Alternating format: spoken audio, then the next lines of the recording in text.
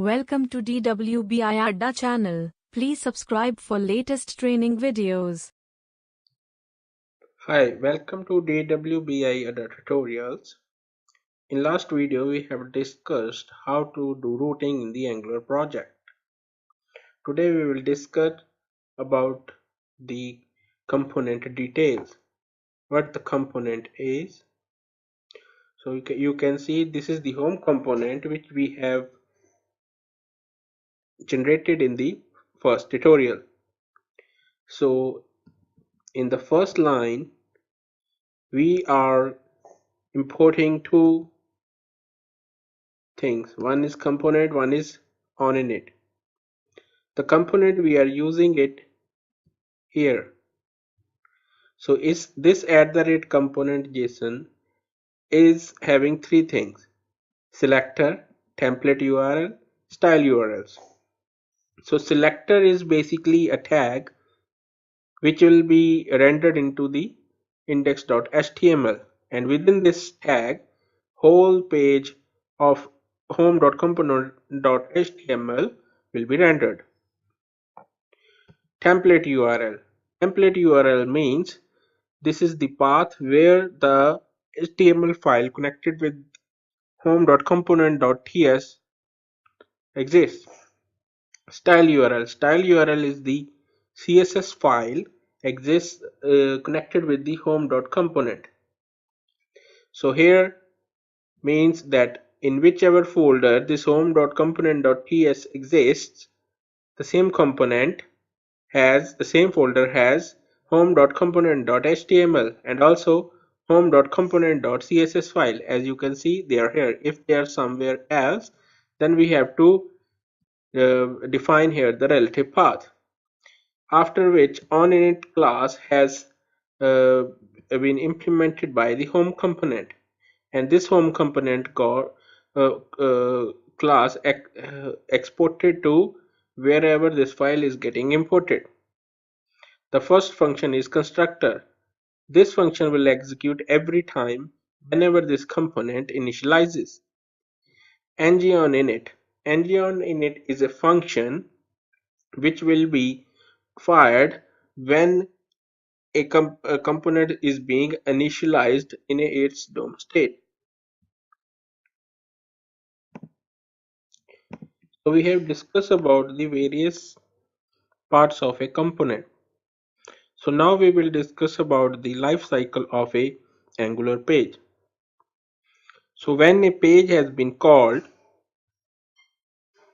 there are some other functions which get fired by itself. The first one is the constructor. It got fired just before the ngOnInit. Then is the ngOnInit. It gets fired just after the constructor. So when the rendering of a page has been finished and it is just about to render, then ng after view init has been fired, and in the last we fire when a page has been destroyed. I mean to say, the page has been destroyed means that if we change our page to some other page from the browser. Let's see all this in action. I go to the Google Chrome. To save time, I have already ng-served this project. As you all know how to do it. We have discussed this in last tutorials. So over here, when I hit this URL, localhost 4200, the home page loads. From last tutorial, you will get to know why the home page is coming, not why the app.component.html is not coming. Just refer to the last tutorial. So when I hit enter,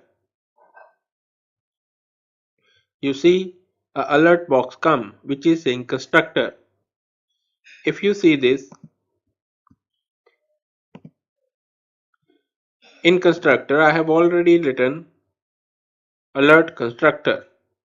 So whenever a page we hit on ng on init, I have wrote ng on init alert.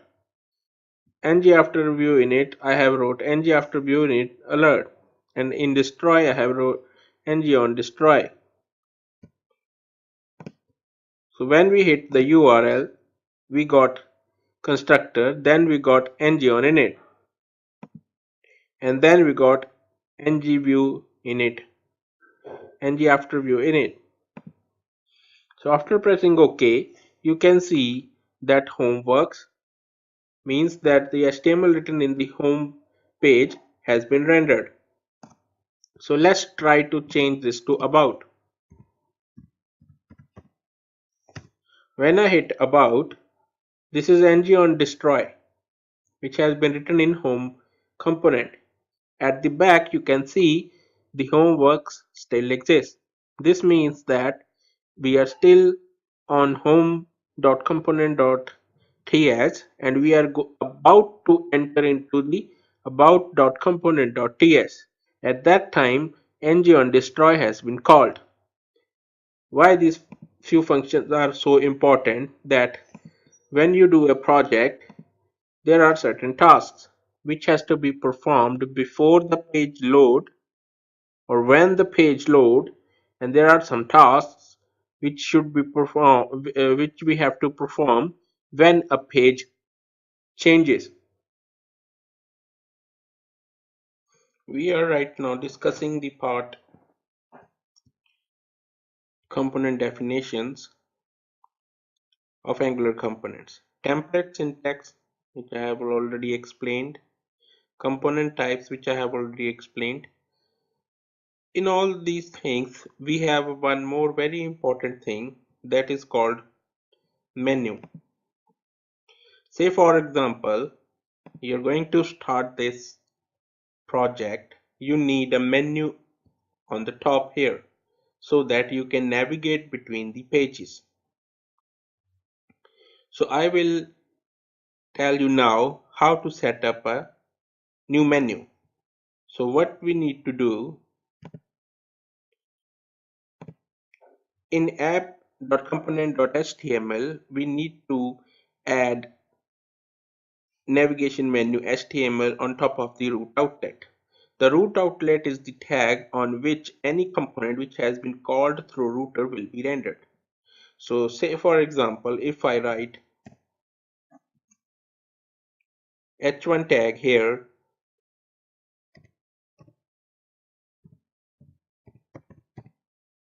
and close this h1 tag, save the page,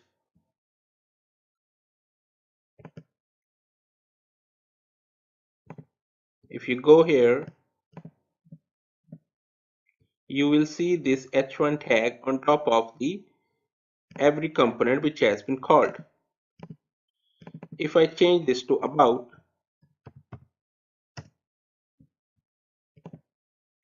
you see about HTML rendered and this h1 tag stays on the top. So whichever component will be called to the routers, this h1 tag which we have written in the app.component.html will be common for all. So what we do, we'll write a navigation menu here and we'll write its supporting CSS in app.component.css, and it will render one navigation menu from where we can navigate between the pages. So this is the HTML which will navigate a menu for us to navigate between the pages. For home, I have wrote href home. For about, I have wrote href about. I have also added some CSS here which will give color to the top navigation bar. On hover, the background color will be changes to this, and if every navigation menu is active, the color will be this. So let's see. I've already saved the files. You can see there is a navigation menu on top of the about page.